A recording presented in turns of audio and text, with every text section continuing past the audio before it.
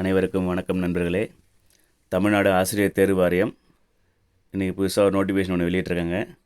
அது எதுக்கான நோட்டிஃபிகேஷன் பார்த்திங்க அப்படின்னாக்கா, தமிழ்நாட்டில் உள்ள அரசு கலை மற்றும் அறிவியல் கல்லூரிகள் மற்றும் கல்வியியல் கல்லூரிகள் இதில் காலியாக இருக்கக்கூடிய உதவி பேராசிரியர் பணியிடத்தை நிரப்புவதற்கான ஒரு அறிவிப்பு ஒன்று இன்றைக்கி வெளியாக இருக்குது. டோட்டல் வேக்கன்சி பார்த்திங்கன்னா எல்லா சப்ஜெக்டும் சேர்த்து அரௌண்ட் ஒரு 4000 வேக்கன்சி வந்து நோட்டிஃபிகேஷனில் விட்டுருக்காங்க. சார் அதை பற்றின ஒரு கிளியர் ஃபார்மேட் இப்போ பார்க்கலாம். எப்போ நோட்டிஃபிகேஷன் என்ன, டேட் ஆஃப் த அப்ளிகேஷன் ஏலேருந்து ஸ்டார்ட் ஆகுது, எப்போ முடியுது, எக்ஸாம் எப்போ, அதுக்கப்புறமா அது எப்படி ப்ரொசீஜரை வந்து செலக்ட் பண்ணுறாங்க, அதில் என்னென்ன டாக்குமெண்ட்ஸ்லாம் தேவை, அதை பற்றி டீட்டெயிலாக பார்க்கலாம். அதுக்கு முன்னாடி நம்ம சேனலை யாராவது சப்ஸ்கிரைப் பண்ணாமல் இருந்தீங்க, புதுசாக பார்க்குறீங்க அப்படின்னாக்கா மறக்காமல் சப்ஸ்கிரைப் பண்ணிக்கங்க. சரி வாங்க வீடியோக்குள்ளே போகலாம். இப்போ டேட் ஆஃப் த நோட்டிஃபிகேஷன் பார்த்தீங்கன்னாக்கா என்றைக்கு தான் 14/3/2024 சரிங்களா. சரி,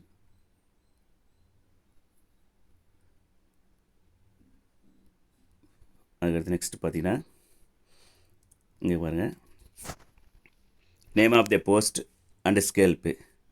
நேம் ஆஃப் த போஸ்ட் என்ன அப்படின்னாக்கா, assistant professor in government arts and science colleges and government college of education. அது அரசு கலை மற்றும் அறிவியல் கல்லூரியில் இருக்கக்கூடிய உதவி பேராசிரியர் பணியிடங்கள். அதே போல் கல்வியியல் கல்லூரிகளையும் உதவி பேராசிரியர் பணியிடம் காலியாக இருக்குது. அது ரெண்டுக்கு சேர்த்து நோட்டிஃபிகேஷன் வந்து இன்றைக்கி வெளியாக இருக்குது. பே ஸ்கேல் பார்த்திங்க அப்படின்னாக்கா 57,700 டு 1,82,400 லெவல் 10. அப்போ டோட்டலாக நீங்கள் ஜாயின் பண்ணிட்டு நீங்கள் ஃபஸ்ட் மந்த் எவ்வளோ சேலரி வாங்க அப்ராக்சிமேட்லி அப்படின்னாக்கா ஒரு 82,000 85,000 நீங்கள் சேலரி வாங்கலாம். சரி, போஸ்ட் கோட் அப்படின்னு பார்த்தா 24 AAC அப்படின்னு சொல்லுவோம், assistant professor in science and colleges. Total vacancy பார்த்தீங்கன்னா 4000 வேக்கன்சி. அவங்க டென்டேட்டிவ் அப்படிலாம் எதுவும் சொல்லலை. இப்போ மேக்ஸிமம் ஒரு 4000 வேக்கன்சி இதுக்கு கம்பல்சரி. இது கூட வேக்கன்சி ஆட் ஆகுமா என்னன்னு எனக்கு தெரியல, ஸ்டார் கொடுக்கல. இந்த 4000 வேக்கன்சியில் பார்த்தீங்கன்னாக்கா பேக்லாக் வேக்கன்சி பார்த்திங்கன்னா உங்களுக்கு வந்து தெரியும், இதில் கொடுத்துருக்காங்க பாருங்கள். பேக்லாக் வேக்கன்சி 72 வேக்கன்சி இருக்குது. ஷார்ட்ஃபால் வேக்கன்சி 4 இருக்குது. எல்லாத்தையும் சேர்த்து தான் வந்து பார்த்தீங்கன்னாக்கா 4000 வேக்கன்சி. கரண்ட் வேக்கன்சி பார்த்திங்கன்னா 3,921. Shortfall vacancy 72. சரி, பேக்லாக் வேக்கன்சி 72, ஷார்ட்ஃபால் வேக்கன்சி 4. டோட்டலாக பார்த்திங்கன்னா ஒரு 4000 வேக்கன்சின்னு சொல்லியிருக்காங்க. சரி, இதுக்கான இம்பார்ட்டன்ட் டெட்லைன் என்ன அப்படின்னு பார்க்கலாம். இம்பார்ட்டன்ட் டெட்லைன் என்ன அப்படின்னு பார்த்தீங்கன்னாக்கா, first date of the notification 14/3/2024. அதுக்கப்புறம் நெக்ஸ்ட்டாக பார்த்தீங்கன்னா date of the commencement of application through online mode. ஆன்லைனில் அப்ளை பண்ணுறதுக்கான டேட் எப்போ ஸ்டார்ட் ஆகுது அப்படின்னா 28/3/2024. ஆன்லைனில் அப்ளிகேஷன் க்ளோஸ் ஆகுது லாஸ்ட் டேட் பார்த்தீங்கன்னாக்கா 29/4/2024. டேட் ஆஃப் தி எக்ஸாம் எப்போ நடக்கும் அப்படின்னா 4/8/2024 டென்டேட்டிவ் அப்படின்னு சொல்லியிருக்காங்க. அப்போ August 4 அன்னைக்கு. இப்போ அதுக்கப்புறம் தான் இருக்கிறதுக்கு சான்சஸ் இருக்குது. ஒன்று அந்த டேட்டாக இருக்கும், இல்லை அதுக்கப்புறம் இருக்கிற சான்ஸாக இருக்குது. பட் அதுக்கு முன்னாடி வரத்துக்கு சான்ஸ் இல்லை. ஸோ இந்த எக்ஸாமில் பாஸ் பண்ணி அதுக்கப்புறம் அவங்க இன்டர்வியூ வைக்கிறது எப்போ அப்படின்னு லேட்டர் ரிசல்ட் வந்ததுக்கப்புறமா அனௌன்ஸ் பண்ணுவாங்க. சரி, அடுத்து நெக்ஸ்ட்டு பார்த்தீங்கன்னா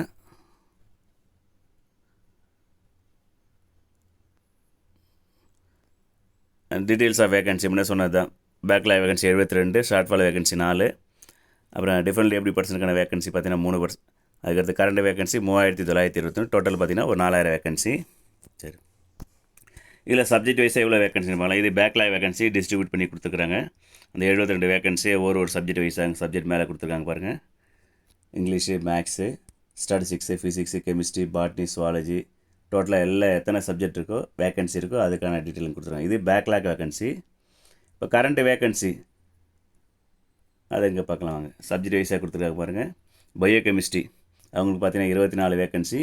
பயாலஜிக்கல் சயின்ஸ் இன் எஜுகேஷன் ஒரு vacancy. Botany 115. Plant biology and plant biotechnology அதில் 28. பயோடெக்னாலஜி 5. பிஸ்னஸ் பிபிஏ அது வந்து பிஸ்னஸ் அட்மினிஸ்ட்ரேஷன் 20. கம்ப்யூட்டர் சயின்ஸுக்கு 244 வேகன்சி. கம்ப்யூட்டர் அப்ளிகேஷன் தனியாக கொடுத்துருக்காங்க 76. கெமிஸ்ட்ரி 263. காமர்ஸ் 296. இந்த மாதிரி ஒவ்வொரு சப்ஜெக்டாக கொடுத்துருக்காங்க. இதில் பெரிய சப்ஜெக்ட் பார்த்தோம் அப்படின்னாக்கா மேக்ஸிமம் இங்கிலீஷ் பார்த்தீங்கன்னா அதுக்கு தான் அதிக vacancy 656 vacancy. Economics 161. Education department தான் 45. அப்படியே எங்கள் geography 78. History 126 vacancy. Maths 318 vacancy. Physics 226. அது மாதிரி தமிழ் வந்து 560. இப்போ அதிக வேக்கன்சி பார்த்தீங்கன்னா இங்கிலீஷு 650. அதுக்கப்புறம் பார்த்தீங்கன்னா தமிழ் 560. அப்புறம் நெக்ஸ்ட்டாக பார்த்தீங்கன்னா மேக்ஸ் வந்துருக்குது. அதில் வந்து சுவாலஜி கொடுத்துருக்காங்க 130. அப்போ டோட்டலாக 3921 வேக்கன்சி சப்ஜெக்ட் வைஸாக அங்கே டிஸ்ட்ரிபியூட் பண்ணி கொடுத்துருக்குறாங்க. சரி, இப்போ அடுத்து நெக்ஸ்ட்டாக பார்த்தீங்கன்னா இதுக்கான எஜுகேஷன் குவாலிஃபிகேஷன் என்னென்னு பார்த்துறோம். இதுக்கான எஜுகேஷனுக்கு முதல்ல ஏஜ் லிமிட் என்ன அப்படின்னாக்கா 57 ஏஜ் வரைக்கும் நம்ம அப்ளை பண்ணலான்னு கொடுத்துருக்குறாங்க. Age limit maximum age limit 57 complete ஆகிருக்கக்கூடாது. அப்போ 57க்கு முன்னாடி இருக்கவங்க எல்லாமே அப்ளை பண்ணலாம். இதுக்கு எஜுகேஷன் குவாலிஃபிகேஷன் என்னென்னு பார்த்தீங்கன்னா ஆல்ரெடி ஏற்கனவே விட்டுருக்காங்க எஜுகேஷன் குவாலிஃபிகேஷனு. அதுக்கு தனியாக ஜியோ போட்டிருக்காங்க. அசிஸ்டன்ட் ப்ரொஃபஸர் காலேஜில் இது எப்படி சூஸ் பண்ணுறோம் அப்படின்னா அதுக்கான எஜுகேஷன் குவாலிஃபிகேஷன் என்ன இருக்கணும் அப்படின்றது ஒரு ஜியோ நம்பர் போட்டு ஏற்கனவே 11/1/2021 ஒரு 3 ஜியோ விட்ருக்காங்க. அதில் வந்து ஒரு இதில் எஜுகேஷன் குவாலிஃபிகேஷன் டீட்டெயில்டாக இருக்கும். சரி, இங்கே நமக்கு மினிமம் எலிஜிபிலிட்டி என்ன அப்படின்னாக்கா மாஸ்டர் டிகிரி ஒரு பிஜி டிகிரி கம்ப்ளீட் பண்ணியிருக்கணும். மினிமம் எவ்வளோ பர்சன்டேஜ் மார்க் வாங்கிக்கணும் அப்படின்னா 55% மினிமம் மார்க் வாங்கியிருக்கணும். அது கூட அடிஷ்னலாக நெட்டோ ஆர் செட்டோ national eligibility test NET or state level eligibility test SET இதில் ஏதாவது ஒன்று பாஸ் பண்ணியிருக்கணும் அல்லது பிஹெச்டி கம்ப்ளீட் பண்ணியிருக்கணும். சரிங்களா, பிஜி வித் நெட்டு ஸ்லெட்டு இருந்தாலே போதும் அல்லது பிஜி வித்து பிஹெச்டி இருந்தால் போதும். அது அந்த பேராகிராஃபில் சொல்லியிருப்பாங்க. அந்த பிஹெச்டி என்னென்ன மோட்லாம் படிச்சிருக்கணும். ஒரு சில இதுக்கு பார்த்திங்கன்னா ரெகுலர் மோடில் படிச்சோம், ஒரு சில பார்த்தீங்கன்னாக்கா பார்ட் டைமில் படித்தாலே எலிஜிபிள் தான். பட் அந்த ப்ரீயர் அந்த 2000 முன்னாடி எப்படி படிச்சிருக்கணும் 1999 முன்னாடி எப்படி படித்தோம் அதெல்லாம் டீட்டெயிலாக கொடுத்துருக்குறாங்க. அதில் பார்த்துக்குங்க. இப்போ நம்ம ஜென்ரலாக மினிமம் குவாலிஃபிகேஷன் அப்படின்னு பார்த்தீங்கன்னாக்கா PG with NET SET or PG with PhD அவங்க தான் வந்து இது அப்ளை பண்ணுறதுக்கு எலிஜிபிள். சரிங்களா, இதுதான் எஜுகேஷனல் குவாலிஃபிகேஷன். அதுக்கப்புறம் பார்த்தீங்கன்னாக்கா ஈக்குவலன்ஸ் குவாலிஃபிகேஷன் கொடுத்துட்றாங்க. இதில் நீங்கள் எப்படி அப்ளை பண்ணணும் அப்படின்னாக்கா அதே டிஆர்பி வெப்சைட்டில் போய்ட்டு ஆன்லைன் மூலமாக தான் அப்ளை பண்ணணும். அதுக்கு மெயினாக ஒரு வேலிட் இமெயில் ஐடியும் ஒரு ஃபோன் நம்பர் தேவைப்படும். அதை ரெடி பண்ணி வச்சிங்க. அதுக்கப்புறம் மெயினாக வந்து நம்ம அப்ளை பண்ணுறதுக்கு நமக்கு என்னென்ன டாக்குமெண்ட் தேவைப்படும். சரி, கடைசியாக பார்த்துக்கலாம். ஸ்கீம் ஆஃப் தி எக்ஸாமினேஷன் என்னென்னு பார்த்துடலாம். இதுக்கு எக்ஸாமினேஷன் மெத்தட் என்ன மாடலில் இருக்கும் அப்படின்னா நமக்கு 2 பார்ட்டாக இருக்கும். ஒன்று வந்து ரிட்டன் எக்ஸாமினேஷன், இன்னொன்று பார்த்தீங்கன்னா பர்சனல் இன்டர்வியூ. அந்த ரிட்டன் எக்ஸாமினேஷன் எப்படி இருக்கும் அப்படின்னு கொடுத்தா ஏற்கனவே ஒரு ஜியோ போட்டுட்டாங்க. அதே 2021 இந்த ரிட்டன் எக்ஸாம் 2022 ரிட்டன் எக்ஸாம் இப்படி தான் இருக்கும் அப்படின்ட்டு ஒரு ஜியோ ஒன்று போட்டுக்கிறாங்க. 2 பார்ட்டாக இருக்கும். அது 2 பேப்பராக இருக்கும் return examination. Paper 1 and paper 2. ஃபோர்நூனில் ஒரு எக்ஸாம் நடக்கும், ஆஃப்டர்நூனில் ஒரு எக்ஸாம் நடக்குன்ட்டு ஏற்கனவே வந்து ரிட்டன் எக்ஸாமினேஷன் பற்றி ஒரு டீட்டெயில்டாக ஒரு ஜியோ ஒன்று போட்டுக்கிறாங்க.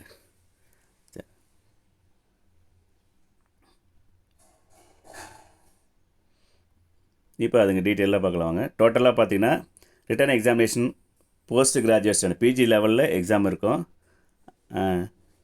அதுக்கான மெத்தட் என்ன அப்படின்னாக்கா முதல்ல மார்க் எவ்வளோன்னு தெரிஞ்சுக்கலாம். டோட்டலாக வந்து ஒரு 200 மார்க்கு ரிட்டன் எக்ஸாமினேஷன் மார்க்கு. அந்த 200 மார்க்கை 100 + 100 2 கேட்டகரியாக பிரிக்கிறாங்க. ஃபோர்நூனுக்கு பார்த்தீங்கன்னா ஒரு 100 மார்க்கு, ஆஃப்டர்நூன் எக்ஸாமுக்கு பார்த்தீங்கன்னா ஒரு 100 மார்க். டோட்டலாக 200 மார்க்கை 100 + 100 பிடிச்சிக்கிறாங்க. அதில் பேப்பர் 1 பார்த்தீங்கன்னா ஃபோர்நூன் 3 hours எக்ஸாமினேஷன் 100. அந்த 100 பார்த்தீங்கன்னா 2 கேட்டகரியாக பிரிக்கிறாங்க. என்னென்ன 2 கேட்டகரியாக பிரிக்கிறாங்க அப்படின்னாக்கா செக்ஷன் ஏ செக்ஷன் பி அப்படின்னு 2 கேட்டகரியாக பிரிக்கிறாங்க. செக்ஷன் ஏவில் என்ன வரும் அப்படின்னா 50 questions multiple choice objective type question பார்த்தீங்கன்னாக்கா 50 கொஸ்டின். அதில் 25 கொஸ்டின் வந்து தமிழ் லாங்குவேஜ் டெஸ்ட்டு அடிப்படை தமிழ் மொழி தகுதி தேர்வு. மீதி இருக்கக்கூடிய 25 கொஸ்டின் பார்த்தீங்கன்னா ஜென்ரல் ஜிகேன்னு சொல்லுவோம். ஜிகே கரண்ட் அஃபேர்ஸ் என்னென்ன இருக்கோ அதெல்லாம் நமக்கு ஜென்ரலாக ஜிகேவில் வந்துடும். ஒரு கொஸ்டினுக்கு 1 மார்க்கு. டோட்டலாக 50 கொஸ்டின், அப்போ 50 மார்க். அப்போ காலையில் ஃபோர்நூன் செஷனில் எழுதக்கூடிய அந்த 100 மார்க்கில் 50 மார்க் வந்து அப்ஜெக்டிவ் டைப்பில், 25 வந்து தமிழ் லாங்குவேஜ் டெஸ்ட்டும் 25 ஜிகேவும் இருக்கும். டோட்டலாக 50 மார்க்கு. அதுக்கப்புறம் அதே ஃபோர்நூன் செஷனில் இருக்கக்கூடிய மீதி ஒரு 50 மார்க். அதுக்கு என்ன அப்படின்னாக்கா அதுக்கு டைமிங் கொடுத்துருக்காங்க 2 hours. அதில் டிஸ்கிரிப்டிவ் டைப்பில் நம்ம மேஜர் சப்ஜெக்ட்லேருந்து கொஸ்டின் வரும். சரிங்களா, டோட்டலாக பார்த்தீங்கன்னா 8 கொஸ்டின்ஸ். அதில் நம்ம 5 கொஸ்டினுக்கு நம்ம ஆன்சர் பண்ணுற மாதிரி இருக்கும். 5 questions out of 8 questions. 8 question கொடுத்துருப்பாங்க. அதில் பார்த்தீங்கன்னா நம்ம 5 கொஸ்டின் மட்டும் நம்ம ஆன்சர் பண்ணுற மாதிரி இருக்கும். ஒரு கொஸ்டினுக்கு 10 மார்க்கு. அப்போ தேர்ஃபோர் 5 கொஸ்டின் நமக்கு 50 மார்க்குங்க. அப்போ டோட்டலாக அந்த பேப்பர் 1ல் 100 மார்க்கில் 50 mark GK Tamil test objective டைப்பில். அதுக்கப்புறம் இருக்கக்கூடிய அந்த 50 மார்க்கு அவங்களோட மேஜர்லேருந்து கேட்பாங்க. சரிங்களா, அதே கொடுத்தாங்க descriptive type reflecting all units from the respective subject with adequate choice கொடுத்து கேட்பாங்க. மேஜர் சப்ஜெக்ட் என்னவோ அந்த சப்ஜெக்ட்லேருந்து 8 கொஷின் இருக்கும். அதில் 5 கொஷின் நீங்கள் டிஸ்கிரிப்டிவாக எழுதுற மாதிரி இருக்கும். அப்ஜெக்டிவ் டைப் கிடையாது இது. சரிங்களா? இது பேப்பர் 1. அதே பேப்பர் 2 பார்த்தீங்கன்னா மதியம் அதே 100 மார்க் தான். அந்த 100 மார்க்கு ரெண்டாக பிடிக்கிறாங்க, 50 + 15ன்ட்டு. அந்த ஃபஸ்ட்டு 50 என்ன அப்படின்னாக்கா 50 கொஸ்டின் வந்து அப்ஜெக்டிவ் டைப் கொஸ்டின். ஒரு கொஸ்டினுக்கு 1 மார்க்கு, 50 மார்க்கு. அது எதுலேருந்து வரும் அப்படின்னாக்கா அவங்களோட மேஜர் சப்ஜெக்ட்லேருந்து அப்ஜெக்டிவ் டைப்பில் கொஸ்டின் கேட்பாங்க. சரிங்களா? அவங்க என்ன மேஜராக மேக்ஸ் இருந்தால் மேக்ஸ்லேருந்து வரும், ஃபிசிக்ஸ், கெமிஸ்ட்ரி அதுலேருந்து 50 மார்க் அப்ஜெக்டிவ் டைப்பில் வரும். திரும்ப வந்து பார்த்தீங்கன்னாக்கா ஒரு 5 கொஸ்டின் டிஸ்கிரிப்டிவ் டைப்லேருந்து அந்த யூனிட்லேருந்து கேட்குறாங்க. அவங்க மேஜர் சப்ஜெக்ட்லேருந்து மதியமும் திரும்ப ஒரு 50 கொஸ்டின் 50 மார்க்குக்கு கேட்குறாங்க. அந்த 50 மார்க்குன்னு பார்த்தீங்கன்னா டிஸ்ட்ரிபியூட் டைப்பு அதே சேம் 8 கொஸ்டின் கொடுத்து 5 கொஸ்டின் ஏற மாதிரி தான். ஒரு கொஸ்டினுக்கு 10 மார்க் அப்படின்னா அது ஒரு 50 மார்க்கு. அப்போ டோட்டலாக பார்த்தீங்கன்னாக்கா அந்த 200 மார்க்குக்கு இந்த மாதிரி 2 கேட்டகரியாக பிரித்து எக்ஸாம் வைக்கிறாங்க. ஃபோர்நூனில் ஒரு 100 மார்க்கு, ஆஃப்டர்நூனில் ஒரு 100 மார்க்கு. ஓகேங்களா? ஸோ இதுதான் ஸ்கீம் ஆஃப் எக்ஸாமினேஷன். அதுக்கப்புறம் அந்த எக்ஸாமில் செலக்ட் ஆன கேண்டிடேட்டுக்கு இன்டர்வியூ வைக்கிறாங்க. 1:2.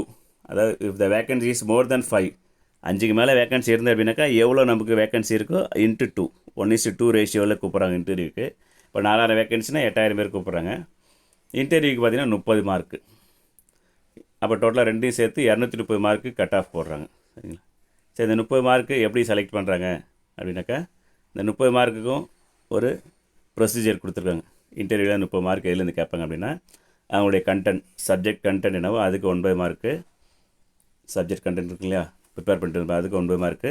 அந்த சப்ஜெக்டை எப்படி எக்ஸ்பிரஸ் பண்ணுறாங்க, எப்படி டெலிவரி பண்ணுறாங்க டீச்சிங், அதுக்கு 9 மார்க்கு. அப்புறம் லாங்குவேஜ், அவங்களோட லாங்குவேஜ் எப்படி இருக்குது ப்ரிஃபரன்சி, அதுக்கு 6 மார்க்கு. அப்புறம் பர்சனல் கேரக்டரிஸ்டிக் அதுக்கு வந்து ஒரு 6 மார்க்கு. அப்போ டோட்டலாக பார்த்தீங்கன்னா உங்களுக்கு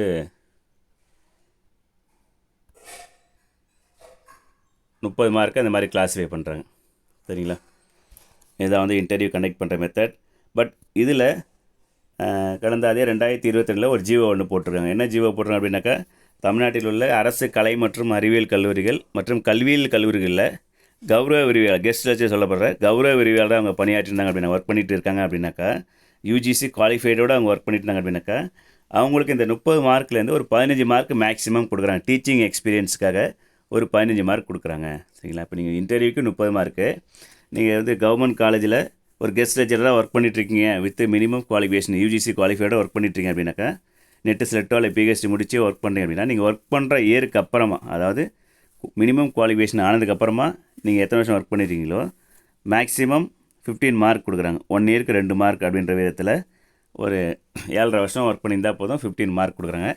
இது எப்போ அப்படின்னா நீங்கள் 8 செட்டு பிஹெச்டி முடிச்சுட்டு அதுக்கப்புறம் ஒர்க் பண்ண எக்ஸ்பீரியன்ஸ் மட்டும்தான் கணக்கில் எடுத்துப்பாங்க.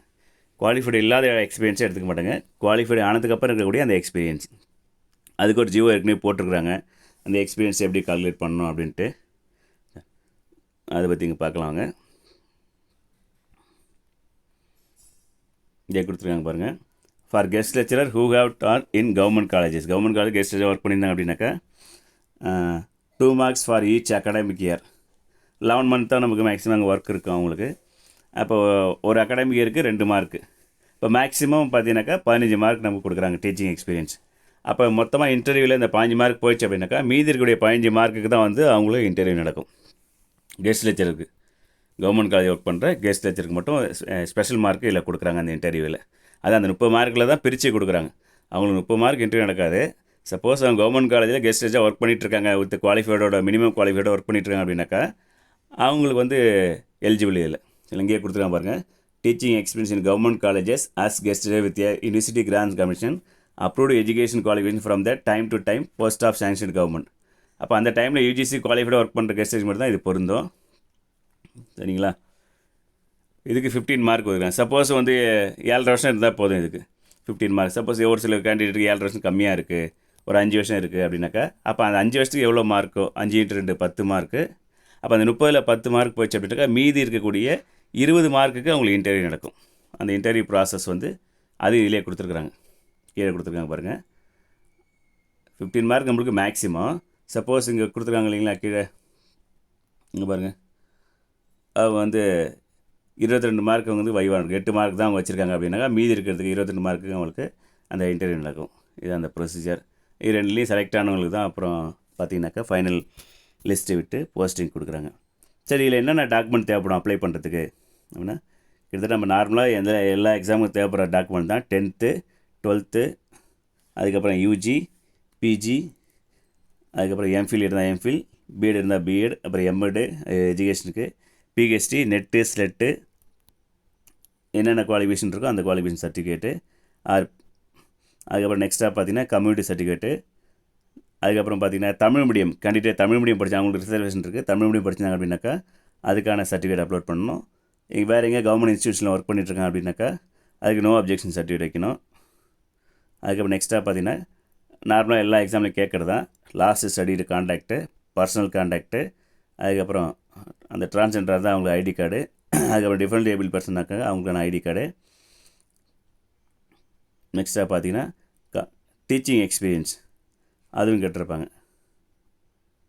டீச்சிங் எக்ஸ்பீரியன்ஸுக்கும் சர்டிஃபிகேட் கேட்டிருப்பாங்க. அந்த கவர்மெண்ட் காலேஜில் கெஸ்ட் வச்சு ஒர்க் பண்ணிங்க அப்படின்னாக்கா அதுக்கான எக்ஸ்பீரியன்ஸுக்கான சர்டிஃபிகேட். இதுக்கான ஃபார்மேட் எல்லாமே கடைசியாக கொடுத்துருவோம். நோ அப்ஜெக்ஷன் சர்டிஃபிகேட் எங்கே வாங்கணும், எப்படி வாங்கணும், அதுக்கப்புறம் டீச்சிங் எக்ஸ்பீரியன்ஸு யார்கிட்ட வாங்கணும், அது லாஸ்ட்டில் அனெக்சரில் 1 2 3 4 அப்படின்னு கொடுத்து கேட்டிருப்பாங்க. லாஸ்ட்டில் பார்த்தீங்கன்னா தெரியும் அனெக்சர். பாருங்க, தமிழ் மீடியம் படிச்சிருந்தீங்க அப்படின்னாக்கா தமிழ் மீடியம் அப்படின்றது நீங்கள் டாப் டு ஸ்கூல் லெவல்லேருந்து யூஜி இந்த மேக்ஸிமம் குவாலிஃபிகேஷன் அது வரைக்கும் நீங்கள் தமிழில் படிச்சிருக்கணும். அது உங்களுக்கு எலிஜிபிள். இது தமிழுடைய சர்டிஃபிகேட்டுக்கு ஃபார்மேட் கொடுத்துருக்குறாங்க. அது பார்த்துக்க நோட்டிஃபிகேஷனே இருக்குது. அதுக்கப்புறம் இது காலேஜில் படிச்சதுக்கான certificate, no objection certificate format கொடுத்துருக்குறாங்க. அதுக்கப்புறம் டீச்சிங் எக்ஸ்பீரியன்ஸ் சர்டிஃபிகேட் ஃபார்மேட் கொடுத்துருக்காங்க. இது கெஸ்ட் வச்சுட்டு மட்டும் தேவைப்படும். அதிலே பார்த்தீங்கன்னா இயர் வைஸ் அந்த அகாடமிக் இயர் வைஸாக பிரித்து அந்த பீரியட் இதுலேருந்து இது வரைக்கும் நம்ம ஒர்க் பண்ணிருக்கோம் அது கால்குலேட் பண்ணி போடணும். அந்த காலேஜ் பிரின்ஸ்பால்கிட்ட சைன் வாங்கணும். அதுக்கப்புறம் நெக்ஸ்ட்டு பார்த்தீங்கன்னா அவங்க எந்த ரீஜனில் உள்ள காலேஜில் ஒர்க் பண்ணுறாங்களோ அந்த ஆர்ஜிஆடி கிட்டே இங்கே சைன் வாங்கணும். மறக்காமல் இல்லை ஃபோட்டோ ஒட்டி சைன் வாங்கணும். இதுதான் டீச்சிங் எக்ஸ்பீரியன்ஸ். இது எல்லாமே நம்ம அப்ளை பண்ணும்போது அப்லோட் பண்ணக்கூடிய டாக்குமெண்ட்ஸ். சரிங்களா? அவ்வளோதான் ஃப்ரெண்ட்ஸ். இப்போ டோட்டலாக ஒரு 4000 வேக்கன்சி கால்ஃபர் வந்திருக்கு. Assistant professor vacancy. யாரெல்லாம் எலிஜிபிளாக இருக்கீங்களோ மறக்காமல் அப்ளை பண்ணுங்கள். ஃபுல் அண்ட் ஃபுல் பார்த்திங்கன்னா ரிட்டன் எக்ஸாமினேஷன் தான். ரிட்டனில் பாஸ் பண்ணவங்க மட்டும் அங்கே இன்டர்வியூ 30 மார்க் வைக்கிறாங்க. நல்லா படிங்க. இது வரைக்கும் நம்ம சேனலை சப்ஸ்கிரைப் பண்ணாமல் இருந்தீங்க அப்படின்னாக்கா இந்த சேனலை சப்ஸ்கிரைப் பண்ணுங்கள், ஷேர் பண்ணுங்கள், கமெண்ட் பண்ணுங்கள், உங்கள் ஃப்ரெண்ட்ஸுங்க சொல்லுங்கள், ரெக்கமெண்ட் பண்ணுங்கள். Thank you to all.